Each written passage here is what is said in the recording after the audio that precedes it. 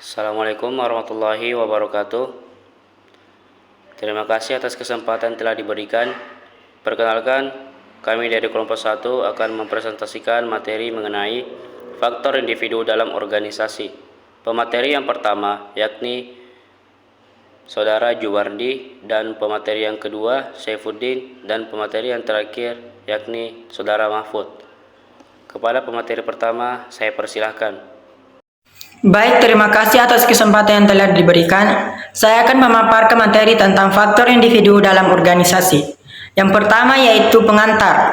Dalam konteks organisasi, faktor individu memegang peran penting dalam menentukan kinerja dan interaksi antar anggota. Memahami kebutuhan psikologis dan motivasi individu dapat membantu meningkatkan produktivitas dan kepuasan kerja. Hal ini juga dapat memengaruhi dinamika tim secara keseluruhan. Dan yang kedua yaitu kepribadian.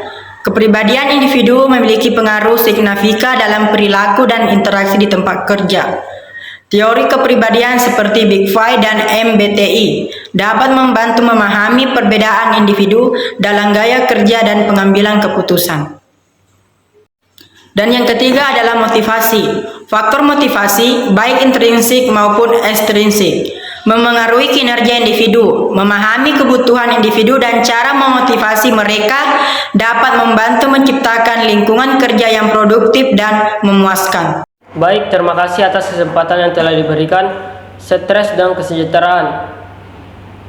Faktor individu juga berperan dalam menangani stres dan menjaga kesejahteraan di tempat kerja. Memahami mekanisme coping individu dapat membantu mencegah burnout dan meningkatkan kesejahteraan psikologis. Komunikasi. Perbedaan gaya hidup dan kemampuan komunikasi individu dapat mempengaruhi aktivitas komunikasi di tempat kerja. Memahami gaya komunikasi individu dapat membantu meningkatkan kolaborasi dan pengambilan keputusan.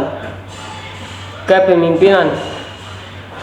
Faktor individu juga dapat berpengaruh dalam gaya hidup, kepemimpinan, dan pengambilan keputusan. Memahami kebutuhan bawaan dan gaya kepemimpinan yang efektif dapat membantu menciptakan lingkungan kerja yang mendukung dan menginspirasi. Materi selanjutnya akan dilanjutkan oleh Saudara Mahfud. Diversitas. Dalam lingkungan kerja yang semakin multikultural, memahami perbedaan budaya dan nilai individu sangat penting. Menciptakan lingkungan kerja yang inklusif dapat meningkatkan kolaborasi dan kreatif. Perubahan organisasi. Individu juga memiliki peran dalam menanggapi perubahan di organisasi.